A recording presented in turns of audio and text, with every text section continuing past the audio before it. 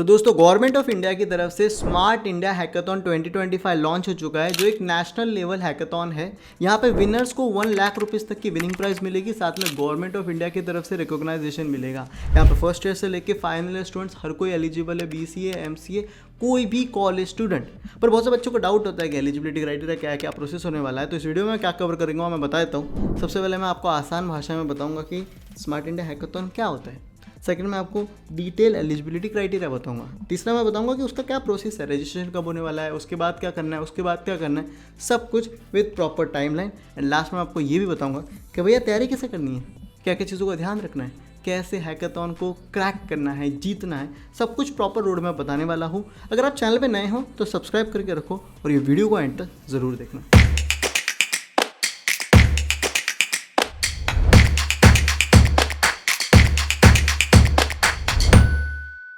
क्या हाल है दोस्तों, welcome to last moment tuitions. मेरा नाम सुमेर सिंह राजपुरोहित है और आज की वीडियो का टॉपिक का नाम है स्मार्ट इंडिया हैकाथॉन 2025। तो यार बहुत सारे बच्चे होंगे जिनको ये नहीं पता कि सुमेर भाई क्या होता है स्मार्ट इंडिया हैकाथॉन। तो सबसे पहले मैं आपको आसान भाषा में ये बताता हूँ कि ये होती क्या चीज़ है। देखो यार, अपने हिंदुस्तान में बहुत सारी कंपनीज है, बहुत सारी गवर्नमेंट की टेक्निकल प्रॉब्लम्स है जो करंटली वो लोग फेस कर रहे हैं, और अपने इंडिया में बहुत सारे स्मार्ट स्टूडेंट्स हैं जो इन प्रॉब्लम्स को सॉल्व कर सकते हैं। तो गवर्नमेंट ऑफ इंडिया की तरफ से उन्होंने एक इनिशिएटिव निकाला है जिसका नाम है स्मार्ट इंडिया हैकाथॉन, जहाँ पे कंपनीज हो गई, गवर्नमेंट बॉडीज़ हो गई, वो लोग क्या करती है, अपनी प्रॉब्लम स्टेटमेंट सामने रखती है। स्टूडेंट्स अलग अलग कॉलेज से इसमें पार्टिसिपेट करते हैं, उन प्रॉब्लम स्टेटमेंट को उठाते हैं, उसके PPTs बनाते हैं, सोल्यूशन बनाते हैं, प्रोटोटाइप बनाते हैं। ग्रैंड नेशनल लेवल पे अपना एक हैकाथॉन होता है जहाँ पे एक्चुअली आप उसके सोल्यूशंस बनाते हो, और जो टॉप सोल्यूशंस होते हैं वो रियल वर्ल्ड में अप्लाई होते हैं और कंपनीज उनको यूज़ करती है। तो आपका काम एक्चुअल में आगे जाके यूज़ होगा। एक बहुत तगड़ी अपॉर्चुनिटी है। देखो, आप सोच रहे हो सिर्फ कॉलेज में पढ़े रहेंगे, असाइनमेंट करते रहेंगे और नौकरी लग जाएगी, लाइफ सेट हो जाएगी, तो ऐसा नहीं होता जब तक आपके पास टेक्निकल नॉलेज नहीं है। और आप जैसे हैकाथॉन में पार्टिसिपेट करते हो ना, तो बहुत सीखने मिलता है, रियल वर्ल्ड प्रॉब्लम सॉल्व करने का मौका मिलता है, समझता है कि एक्चुअली चीज़ें कैसे वर्कआउट करती है। तो एक बहुत तगड़ी अपॉर्चुनिटी है। इतना समझ में आ गया। इसमें मेनली 6 स्टूडेंट्स पार्टिसिपेट करते हैं, जिसमें एक फीमेल स्टूडेंट्स होनी चाहिए, और इसी के साथ साथ आपको 2 मेंटोर्स मिलते हैं। हर चीज़ को मैं एक एक करके आगे बढ़ाऊंगा, पर आपको यहाँ से आसान भाषा में ये तो समझ गया कि भैया स्मार्ट इंडिया हैकाथॉन क्या है। यहाँ पे अब आप उन सेकंड चीज़ जो समझते हैं वो है इसकी एलिजिबिलिटी क्राइटेरिया। तो यार आगे बढ़ने के पहले आप में से बहुत सारे बच्चे होंगे जो करंटली अपने प्लेसमेंट की प्रिपरेशन कर रहे हैं। मुझे भी बहुत लोगों के बच्चों का मैसेज आता है कि सुमेर भाई यार फाइनल ईयर आ गया और कुछ तैयारी नहीं हुई, मुझे डर लग रहा है कि भैया मैं कहीं पीछे रह गया, कैसे करूँ, कहाँ से करूँ, कुछ नहीं समझ रहा। बहुत सारे लोगों के TCS विप्रो अलग अलग कंपनीज को क्रैक करना चाहते हैं। तो आपके लिए ना मैं एक 1 स्टॉप सोल्यूशन लेके आया हूँ लास्ट मोमेंट ट्यूशंस की तरफ से, कंप्लीट प्लेसमेंट प्रिपरेशन कोर्स। एक ऐसा कोर्स जहाँ पे सब कुछ आपको एक ही जगह पे मिल जाएगा। देखो, सबसे पहला राउंड ऐसे सब कंपनी का क्या होता है पता है, एप्टीट्यूड, और इसको आप रट्टा नहीं मार सकते। तो हमारे कोर्स में प्रॉपर एकदम शॉर्ट वीडियो लेक्चर्स है जहाँ पे आपको कॉन्सेप्ट और ट्रिक्स सिखाई गई है। उसके बाद प्रैक्टिस प्रॉब्लम्स है, उसके बाद कंपनीज वाइज मॉक टेस्ट है, ताकि आप रियल पेपर में ब्लैंक ना हो, यहीं से सीखो और रियल पेपर में फोड़ो। उसके बाद कोडिंग क्वेश्चंस पूछे जाते हैं। तो प्रीवियस ईयर हमने सारे कोडिंग क्वेश्चंस को प्रॉपर्ली एक्सप्लेन किया गया है। उसके बाद टेक्निकल इंटरव्यू कैसे क्रैक करना है वो भी सिखाया गया है। साथ ही साथ HR इंटरव्यू कैसे क्रैक करना है, उसमें मैंने आपको टेम्पलेट्स भी दिए, मैंने खुद उसके तो वीडियो बनाए हैं। तो आपको प्रॉपर गाइडेंस होगा कि भैया इसमें अपना मैं टेम्पलेट में अपना पॉइंट ऑफ व्यू डालूंगा और मेरा आंसर रेडी हो जाएगा। तो आप कभी भी HR में भी ब्लैंक नहीं होंगे। आपको इस कोर्स की लिंक नीचे हमारे डिस्क्रिप्शन में मिल जाएगी।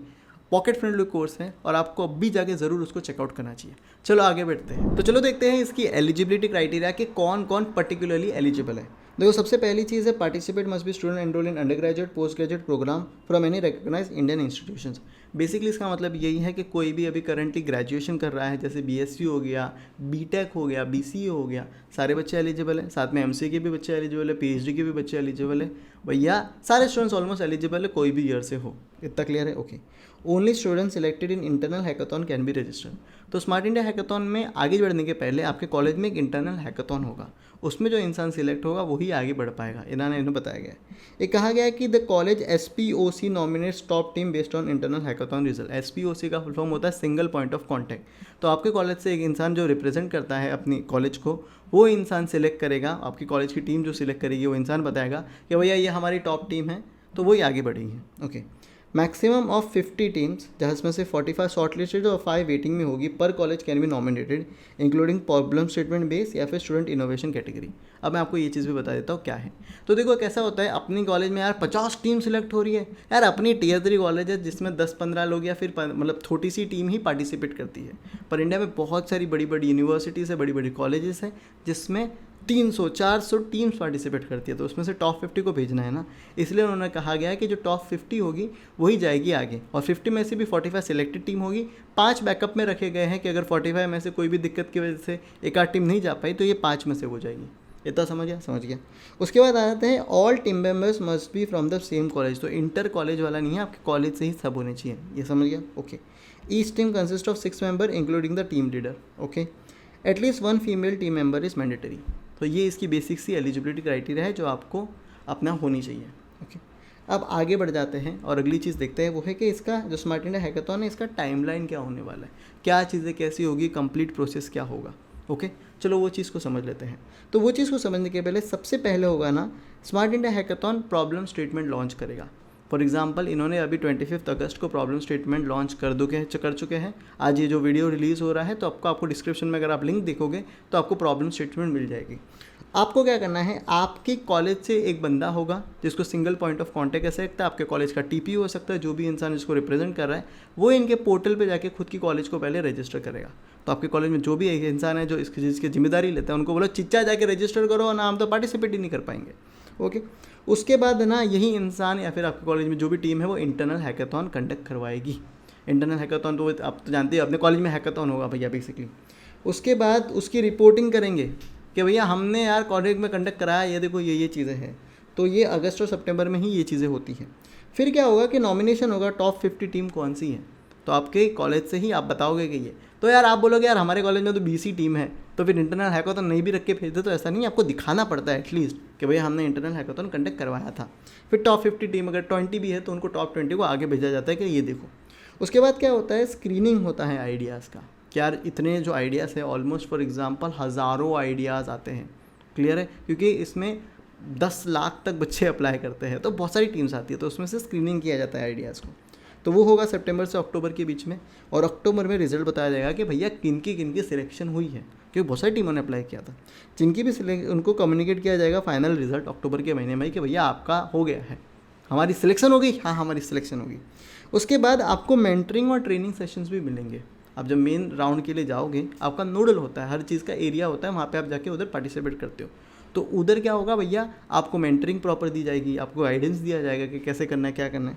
फिर आपको अनाउंसमेंट होगा, जो भी एक्चुअली शॉर्ट लिस्टेड कैंडिडेट हैं स्मार्ट इंडिया हैकाथॉन के ग्रैंड फिनाले में जाने के लिए, उनको बताया जाएगा कि भैया आप लोग का है ये नवंबर में होगा, दिसंबर में ना ग्रैंड फिनाले होगा, और वहाँ पे विनर का अनाउंसमेंट होगा।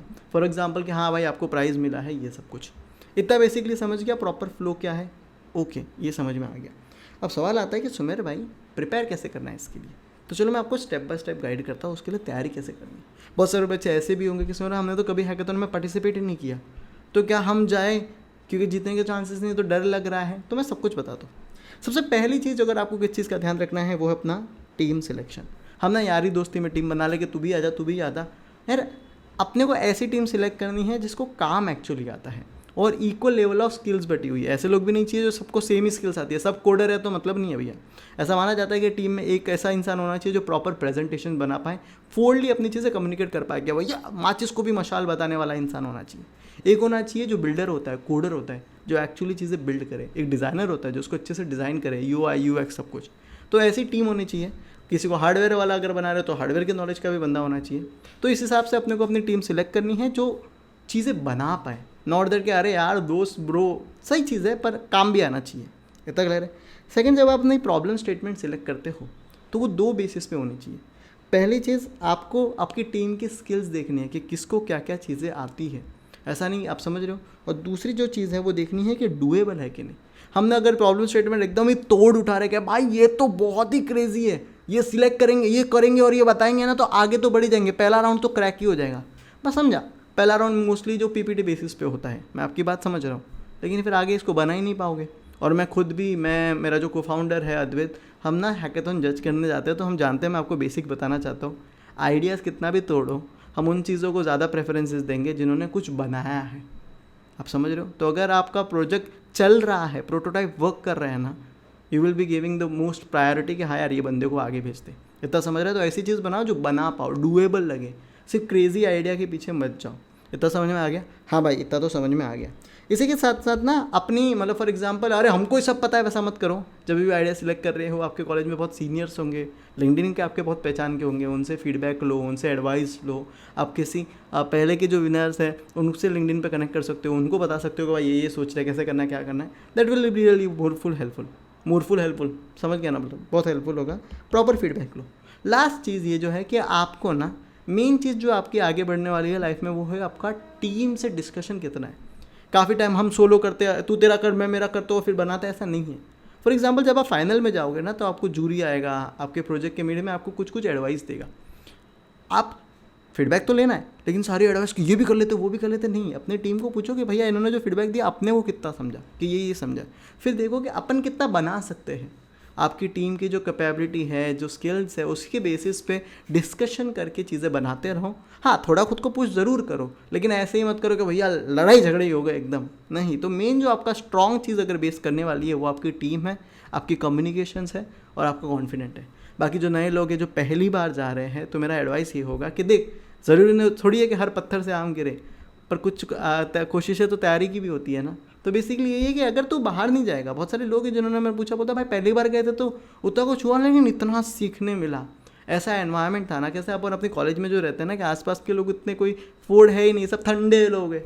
ऐसी जगह जाते हो ना, जब हैकाथॉन में पार्टिसिपेट करते हो, तो पता चलता है कि भैया दुनिया कितनी तेज़ चल रही है। बहुत कुछ सीखने मिलता है, नए लोगों से पहचान होती है, बातचीत होता है, आपका नेटवर्क बढ़ता है, और फिर आप भी तो एक दिन तोड़ बनते हो। तो मेरा एडवाइस ये रहेगा, जो मैंने एक बार विनर से भी पूछा था, बोलता है भाई जाना चाहिए, जैसा भी हो जाना चाहिए। इतना क्लियर है? बाकी मैं क्या करूँगा ना, बताए इस वीडियो के डिस्क्रिप्शन में ना कुछ प्रीवियस ईयर विनर्स के अपना वीडियोस डाल दूंगा, जिन्होंने अपने एक्सपीरियंस शेयर किए हैं। कुछ और भी रिसोर्सेज होंगे तो डाल दूंगा। आपको क्या करना है, हमारा टेलीग्राम ग्रुप ज्वाइन कर लो, 50,000 से ज़्यादा लोग उधर है।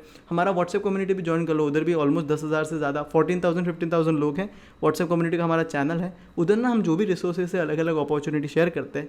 तो मैं नहीं चाहता कि आप उसको मिस करो। बाकी thank you so much and have a nice day.